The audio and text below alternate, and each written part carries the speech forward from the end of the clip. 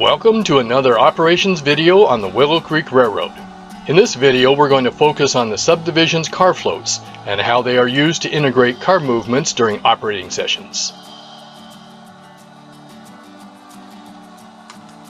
The subdivision is comprised of two layouts, the main layout located in the train room and the Concorde Branch modular layout typically set up in an adjacent room. Although there are two physically separated layouts, they are connected operationally during operating sessions using a common fast clock system and exchanging cars via the car floats. We're going to watch operations supporting the car float in Bucky's Crossing on the main layout, as well as in Concord on the modular layout.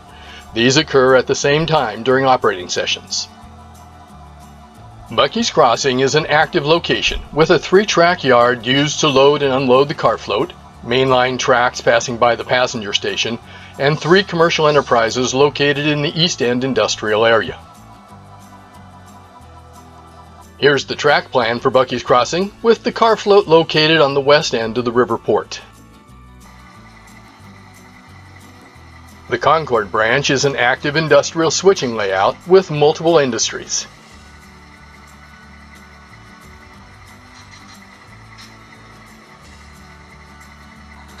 And a 3-track yard for sorting cars and loading and unloading car floats.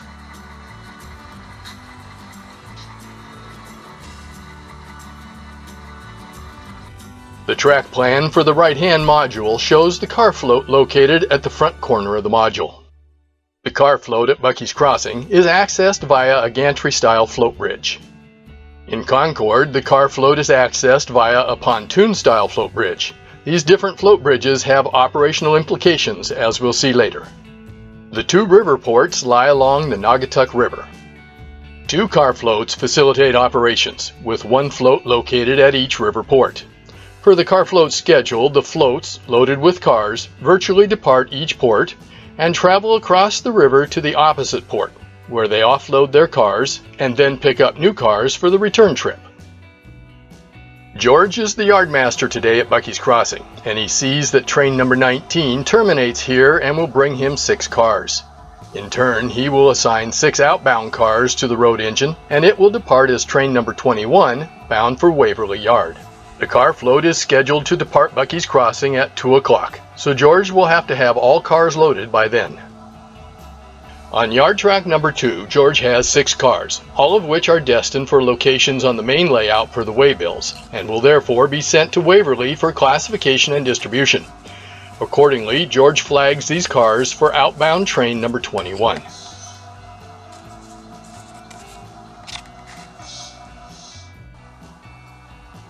There are 3 cars sitting at industries in Bucky's Crossing. Per the waybills, 2 cars are destined for locations on the main layout, and 1 car is to be sent to Concord via the car float.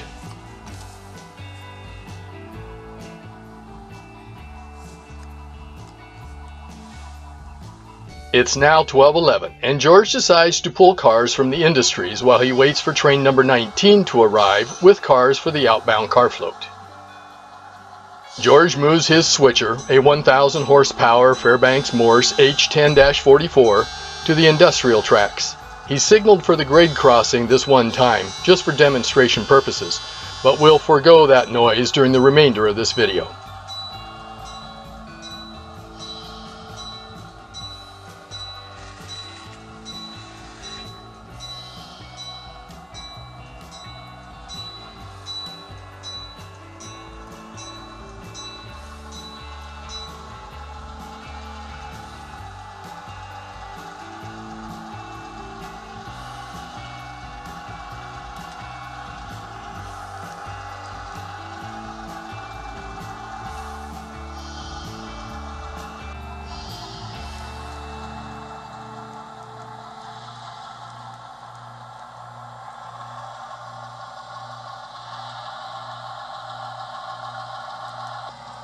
George starts by pulling the 2 box cars from the Blue Star Freight Company, which will both be sent to Waverly for classification.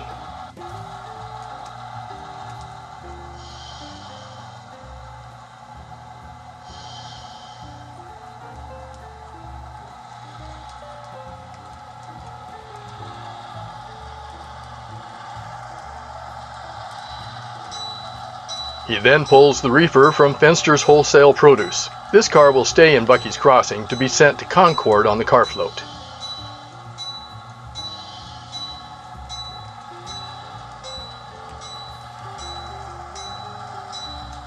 As I'm sure you've noticed, the turnouts for the industries are facing the opposite direction of those feeding the yard tracks. This means that George is going to have to run around the 3 cars before he can sort them into the yard in Bucky's Crossing.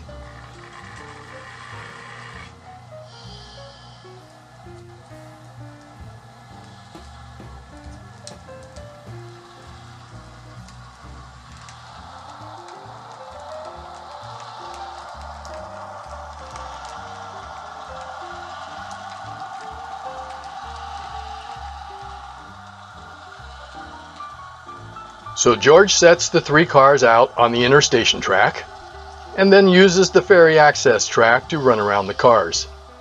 Fortunately for him, he has time to complete this runaround since train number 19 hasn't called in yet.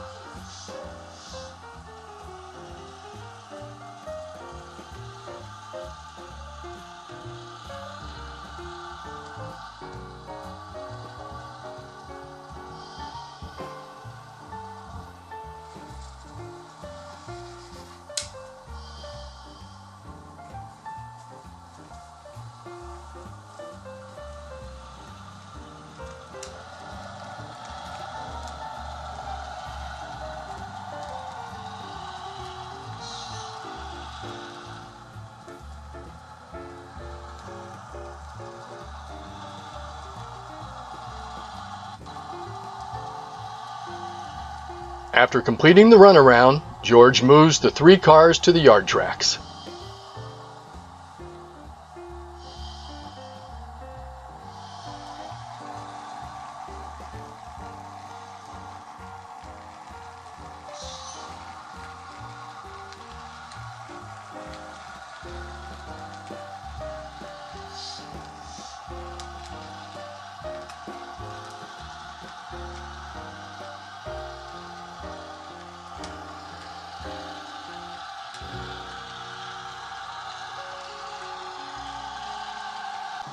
George sets out the first 2 boxcars on yard track number 3, since they will eventually be sent to Waverly.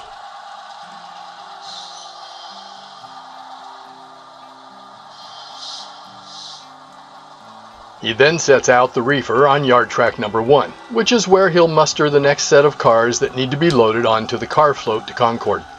Hopefully, train number 19 will arrive in time to also load its cars onto the 2 o'clock car float, or it's going to be a very light ferry load to Concord.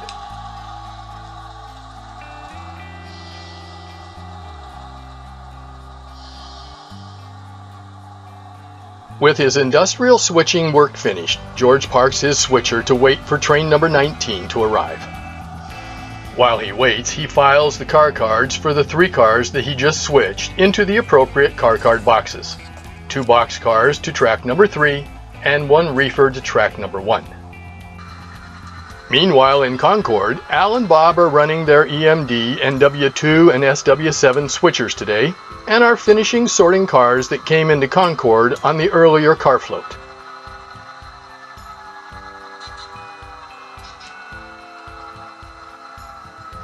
On yard track number 2, Bob has 5 cars, the first 4 of which are destined for locations on the main layout.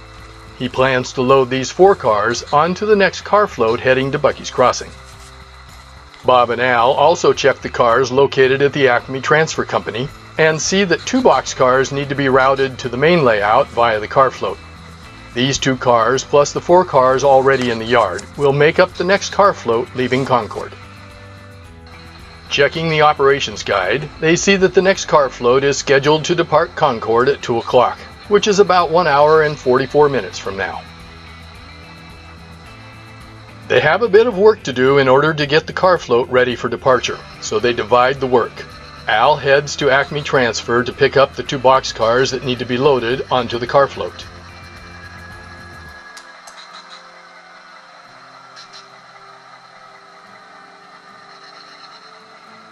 While he's doing that, Bob heads to the switcher pocket by the car float bridge to pick up the gondola filled with riprap that he will use as an idler car to load the car float.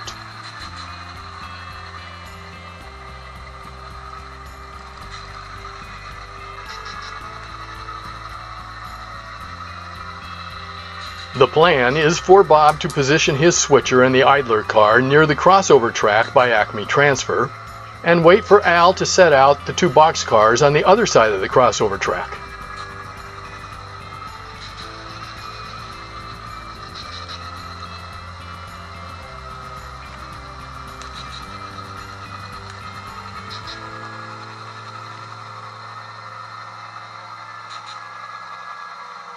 Once Al sets out the two boxcars, he can leave them for Bob to pick up while he returns to Acme Transfer to switch the remaining cars that are to be sent to other industries in Concord.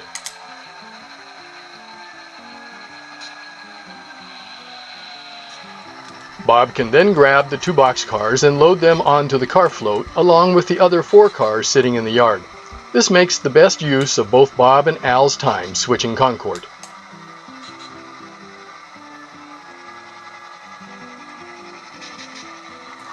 While Bob and Al finish setting things up in Concord, let's return to the main layout, where train number 19 has just been cleared to arrive in Bucky's Crossing.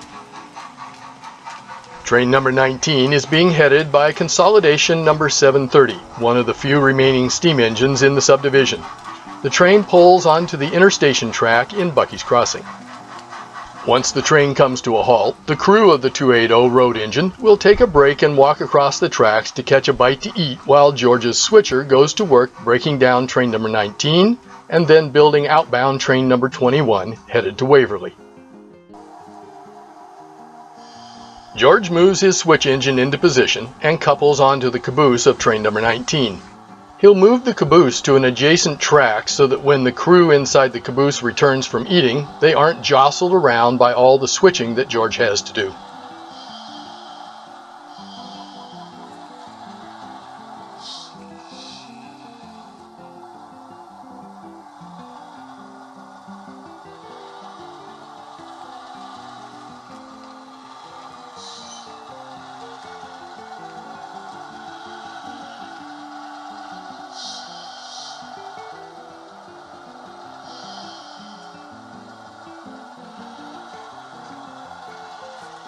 Once the caboose is out of the way, George returns to pick up the incoming cars from train number 19.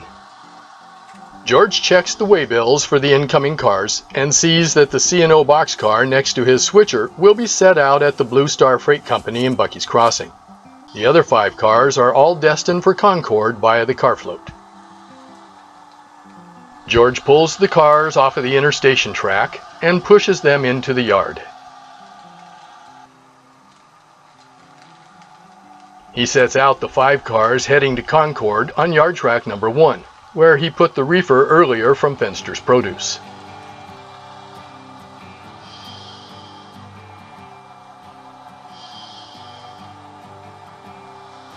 He then shoves the C&O boxcar onto yard track number 3.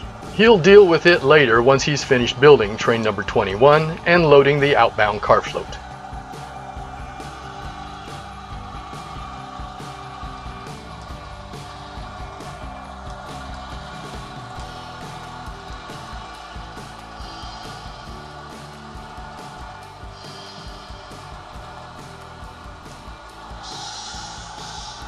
Once George has finished sorting the cars from train number 19, he moves to yard track number 2, which is where the cars for train number 21 are sitting.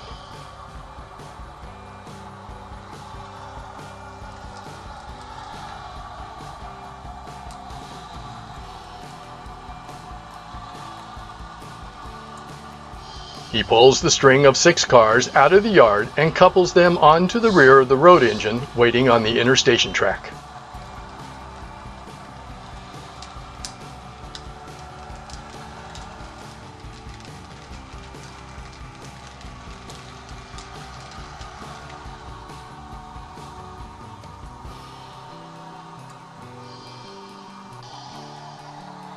Finally, George recouples the caboose onto the end of the string of cars, thus completing the build of train number 21.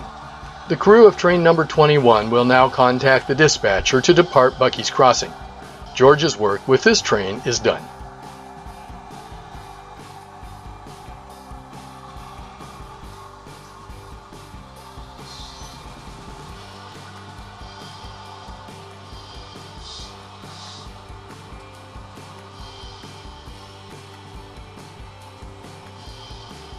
Before George starts working on loading the car float, he files the car cards in their appropriate boxes so that he knows where every card is located in his yard.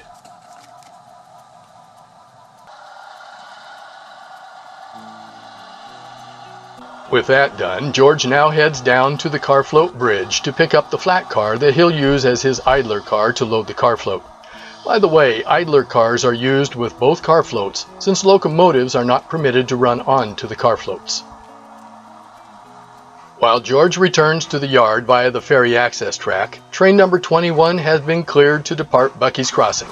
Next stop, Waverly.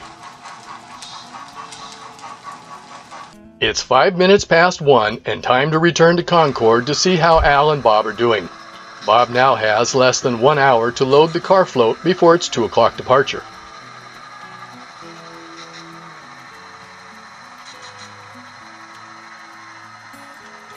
While Al returns to switch Acme Transfer, Bob couples on to the 2 boxcars that Al set out for him at the crossover.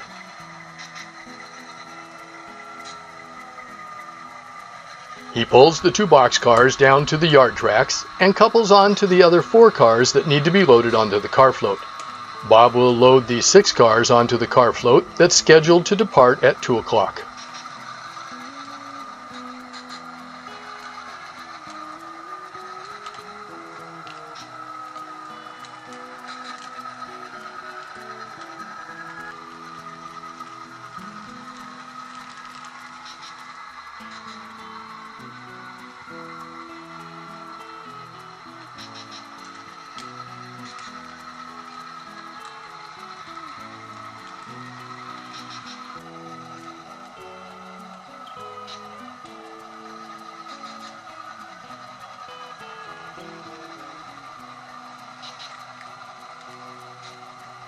Following the procedure for loading car floats using a pontoon float bridge, Bob positions the first 3 cars so that they straddle the car float and the float bridge. This helps to stabilize the car float while Bob loads cars on the other track of the car float.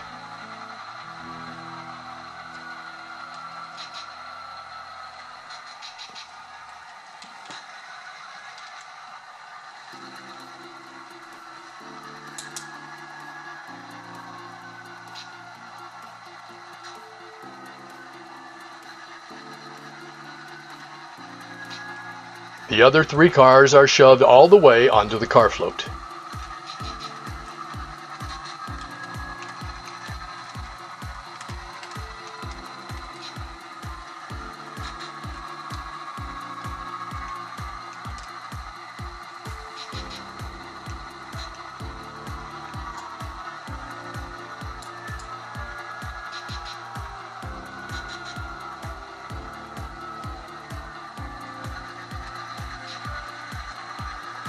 Bob then returns to the first 3 cars and shoves them all the way onto the car float as well.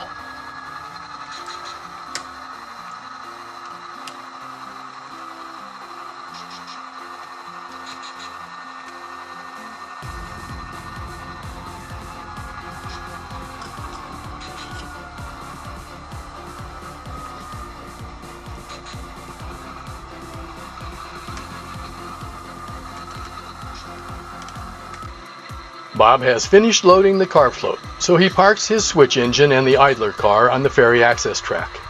The 6 cars on the car float are now ready for the 2 o'clock departure to Bucky's Crossing.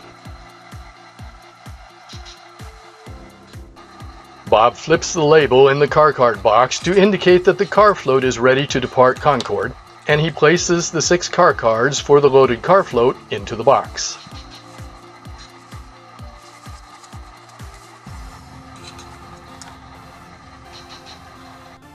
While Bob was busy loading the car float in Concord, George was performing a similar operation in Bucky's Crossing.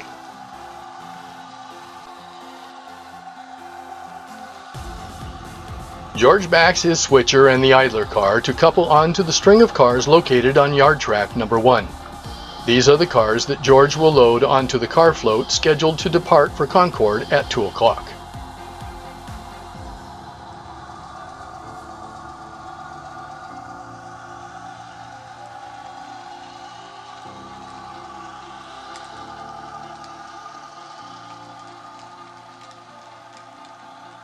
George shoves the string of cars down the ferry access track to the waiting car float.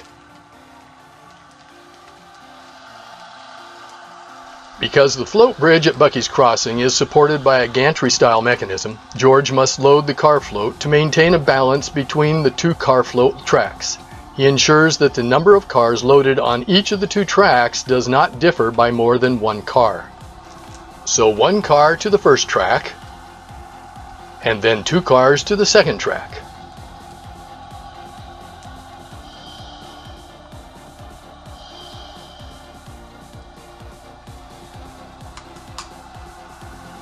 Next, 2 more cars are switched to the first track,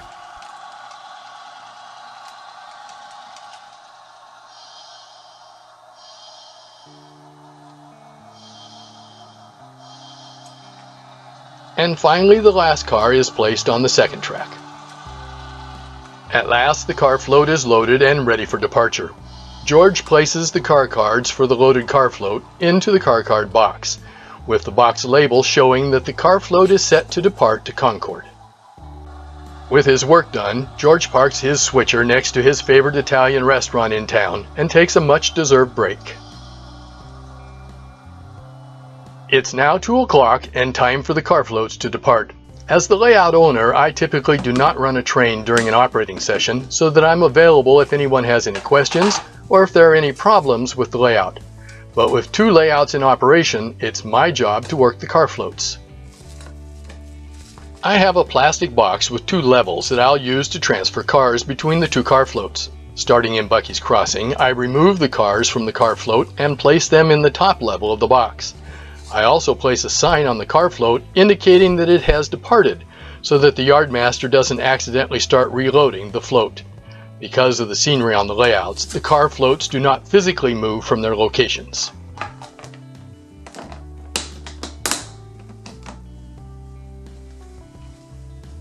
I then carry the plastic box to the Concorde Branch layout, thus simulating the departure and arrival of the car float. I remove the cars sitting on the Concorde car float and place them in the bottom level of the plastic box.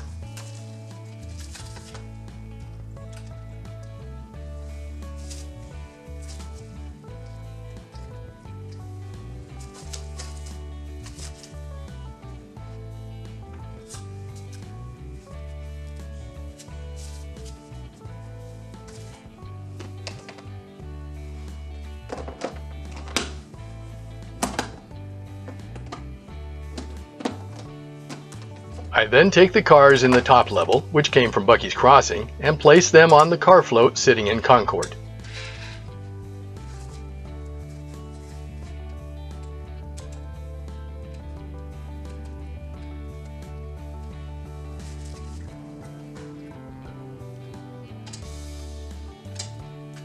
I then put the car cards for the new cars sitting on the car float in the car card box, and flip the box label to indicate that the car float has arrived from Bucky's Crossing.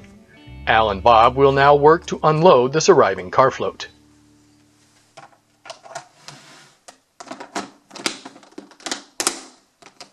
Finally, I return to Bucky's Crossing with the cars that I took off of the car float in Concord and place them on the empty car float in Bucky's Crossing.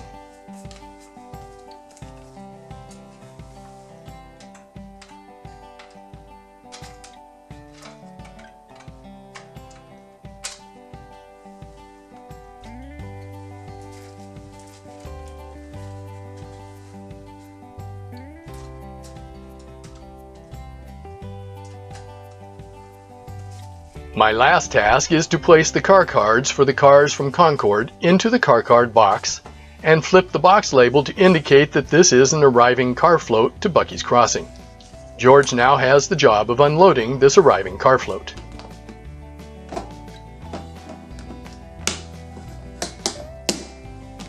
So using this process of physically exchanging cars on the two car floats, we've connected the two layouts operationally.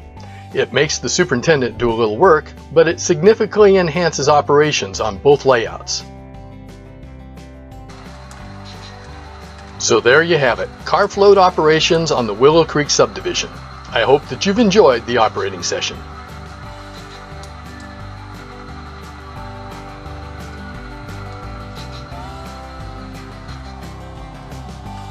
And as always, thank you for visiting the Willow Creek.